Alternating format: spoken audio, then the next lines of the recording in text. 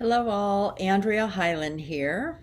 I just got off of an on purpose woman meeting. Once again, we were talking about creating your vision for 2022, and I had a 5 minute featured speaker um, slot because I'm a member of that organization.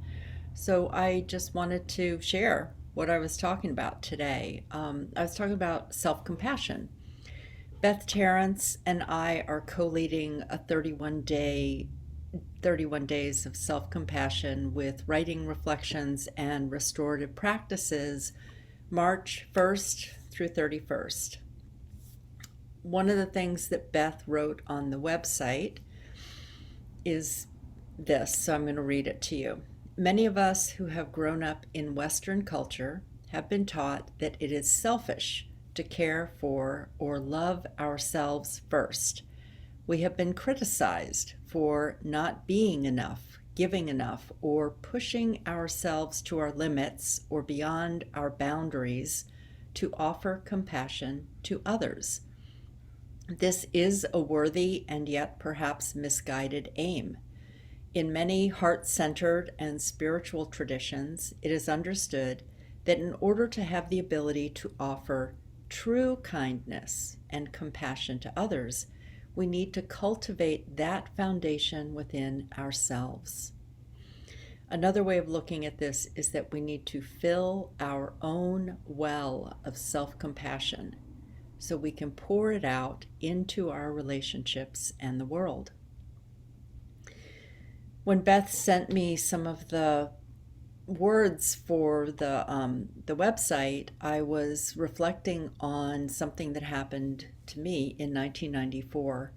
I had an autoimmune condition called polymyositis, and at the lowest point of my health crisis, which when I was 2 years into it, I had a reaction to a new medication with a side effect of not being able to walk. I ended up in the hospital, and that came after 2 weeks of helping a neighbor who was going through a divorce by providing afternoon childcare for her daughter. Really, at the time, it was such an overcommitment for me. First of all, I was in a health crisis. I had started a new medication. I had two daughters in elementary school. I had a toddler. Um, I had lost a son in 1993. There were things I needed to do to take care of myself and my family.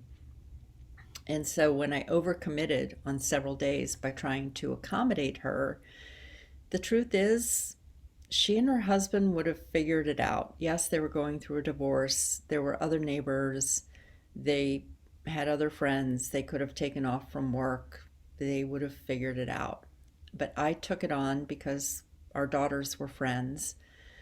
And at that time, I was homeschooling my children, and on many days, we had activities on the other side of town, and I would come back to pick up their daughter after school and go back to the activities. It was really stressing me out to accommodate her needs, and I was out of touch with what I needed. Maybe there were signals that I could have gone to the doctor and made another doctor appointment. And so anyway, I learned during that time to develop a new habit of saying, I may have another commitment. I will get back to you after I check in with a friend.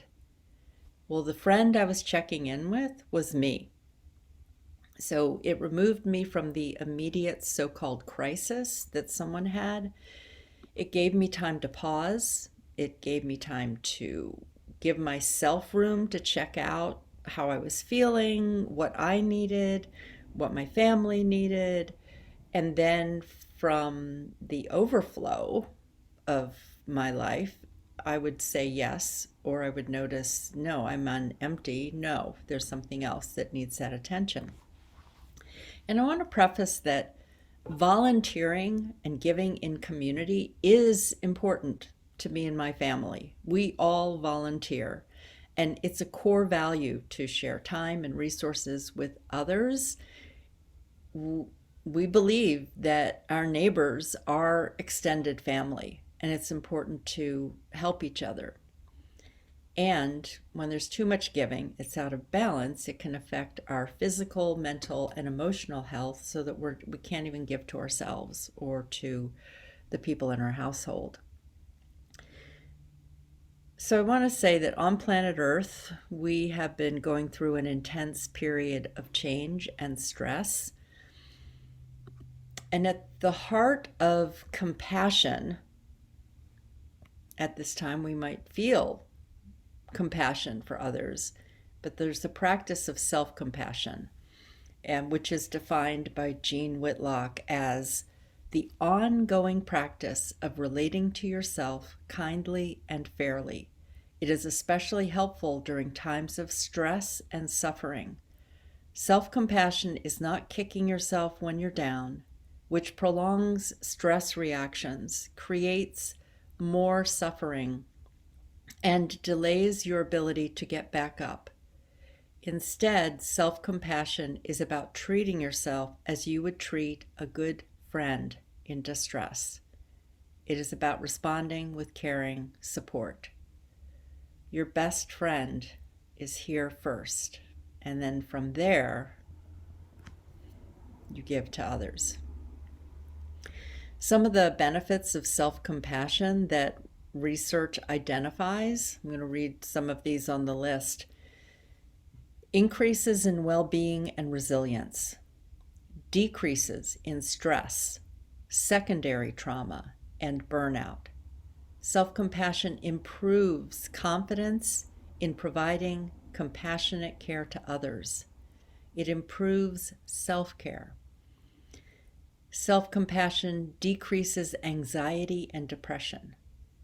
It increases non-reactivity and perspective taking and decreases self-judgment. It fosters social connectedness, which is a predictor of a longer life, faster recovery from disease, and higher levels of happiness and well-being.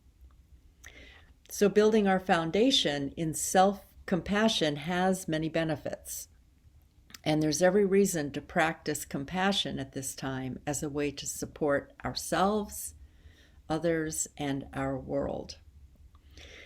So if you're interested in joining us in March, Beth and I are doing a program, 31 Days of Self-Compassion, and I'll post the link in the description. Thanks for listening. Mwah.